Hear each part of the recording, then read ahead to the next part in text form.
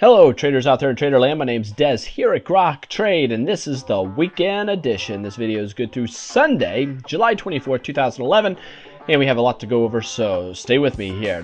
First thing, I want to show you just an update of a trade that I'm in. This is Goldman Sachs on the daily chart. I got in down here on the gap down run up. This is specialist behavior. The specialist behavior is something I do teach in mentoring, and you can capitalize on entering when the specialists and market makers get in. You could jump in with them. I jumped in at two spots, one on this low candle, another one on the breakout. The difference between the two is this teal line you come across. I'm holding just over a half of a hold position that I normally hold. I will add to that if I see it pull back, give me a big trend reversal type pattern, such as inverted head and shoulders, double bottom, a triple bottom, a V bottom, whatever that may be. I will add to this position if there is still more upside to go. All right, let's get on with business here. We're looking at the S&P daily first. We're going to go through all major indices. We're going to look at the daily, weekly, and monthly. So if you look at the big picture here on the S&P, you have this big, ginormous symmetrical triangle, all right? Here's this big triangle. You can see us consolidating. This is a stock now, or an index, or an index, a broad market indice that is coiling. Anytime you coil, you build power and strength, and we are within the confines of a major triangle. I did draw another trend line, this going to this higher swing high, so we are condensing even more. You can see here on Friday that we did stall out. Now, after a nice run, we started off the week pretty bearish here, but we ended the week quite bullish, and you can see that we have a what's called a hanging man trend reversal pattern with almost a tweezer top. But this is not good. This shows that we're at a resistance and that there's a good chance of a drop taking place here. If the drop does take place, the first area of support I'm looking at is this trend line rising here, which would put us, it would coincide with the 20 and the 50-day moving averages also. If those don't hold, I have these other lines coming across, 1316, 1305, and 1295 areas of support, and then a trend line coming up here, and another big fat one coming up right there. All those areas should act at some level of support if they are needed. However, we are at the high end of the symmetrical triangle. With this, could build some opportunities for a breakout. And if we do get a breakout, it's got to bust through some key areas, such as the 1345 that we see here, including this major trend line, and those two shadow lines, and then up there at 1364, which will be a resistance area too. Not, I can't leave out this high either. That put us about 1353. So those are the resistance that we'll have to contend with if the markets do break out. So we're looking for this market to break out or down. Sometimes we can get a better picture here if we go to a higher time frame, such as the weekly chart. So we're looking at the weekly chart on the S&P. And we still see this massive, ginormous triangle. I'm just going back showing everybody where these lines derive from, and you can see that we're coiling. With this, we also are within a rising wedge formation. Very bearish, but we're in a symmetrical triangle. That could be bearish or it could be bullish. But this is what's called consolidation. If you go back here, for some time, you can go back almost 6 months, and we've just been choppy in this big range. I like to see if we can stay above 1300. If we can stay above 1300, that would be bullish. However, if it drops below and this trend line, quite bearish, or if it goes higher than these areas, quite bullish. And you can see these areas that we're looking at here. 1364 is a major area. 1357 is one we're looking at. And we've already got up past the 1342 for the week. So if you look at this weekly chart, you can see maybe we had a higher high and a lower low. So a very choppy week, to say the very least. However, it ended on a bullish note. Question is can we get some legs, and will this go higher?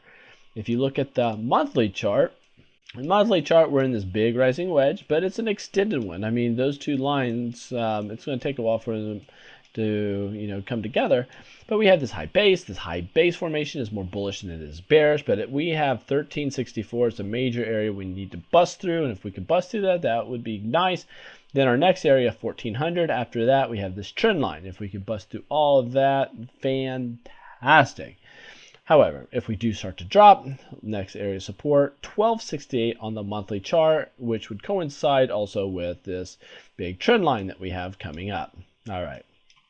So that's where we're at. Stochastics, which is a banded oscillator, is showing us that we are overbought, that the markets need to relax. All right. Now, when it comes to the Dow here, above all major moving averages, we popped up over a resistance line right here. Trend line. We popped up over resistance. On the daily, though, we popped up and then came right back down. Not so good. We have a kind of a tweezer top, or at least a bearish thrusting pattern. Lower high, higher low. So we kind of have this inside trading type day. If this drops here more, we'll have a double top.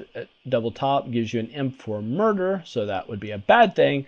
And we'd have a bearish divergence here on what the MACD, and this MACD is a centered oscillator, and that would be no good. Now, if I go here to the weekly chart, weekly chart looks like it's in a massive and very beautiful symmetrical triangle. Symmetrical triangle right here. So all looks well, and we're coiling, and we're coming to the apex, and we're building a high base. So the Dow looks more bullish than it does bearish. On the daily, you can see that we made a higher high, lower low on Friday, or I'm sorry, on the weekly chart. So the weekly made a lower low, but we ended with a higher high. So it ended on a nice bullish note here. And if we go to the monthly on this, monthly we have this high base. We're looking at 12,814 as a resistance area, and then after that 13,000. After that, look for the big trend line for resistance. As far as support's concerned, we're going to be looking at 12,000. That needs to hold, or this trend line, and then after that we're looking at 11,529 or 30. 11,530 line coming across. All right, NASDAQ. A lot of you are holding Apple, Baidu, Microsoft, Intel. You know, there's a bunch of them out there. Let's start off with the daily. The daily here, a big ascending triangle. So an ascending triangle is more bullish than it is bearish. We are pretty extended here to the upside, but we're starting to get a bearish divergence here on the MACD centered oscillator. We have major resistance coming about around 2873. I'd say 2870 to 2873 is resistance area. If we do hit up there and then drop, that would be bearish. However, as long as we can stay above this trend line right here coming up, that would be good. We do have support at 2836. After that, we have this trend line. So this on the daily, if it breaks out, it needs to get over these areas, but also this big, massive trend line right here. And then after that, 2920 is a resistance area that we're looking at. Now, on the weekly. Weekly looks pretty good. If you look here, about 3 weeks ago, we actually broke out, but last week we came back down. That was bad news. However, this week, if you look at this, what we have here is lower low, but a higher high over the tops of this trend line. Usually NASDAQ will lead the markets, not lag it. So this is showing some bullish activity. Not so bad. The CCI is getting into overbought territory again. So that's something of concern that we need to watch. If you're a technician, that is. Now, when it comes to the NASDAQ, we're in this big rising wedge, more bearish than it is bullish. However, after this big run up, we're building a high base, more bullish than it is bearish. So we have a divergence in different patterns that we're seeing here, but we have resistance here at 2874. It's a big number. It's a number we need to be watching for. If we can bust through that, we have this trend line to deal with and the 3000 mark, which would put us about the same area. After that, that would be quite bullish if we can get up over that. Now, as far as support's concerned, look around 2600 for a lot of major support. After that, look at 2533 and then 2463, 64 area. So that's where we're at. Now, Russell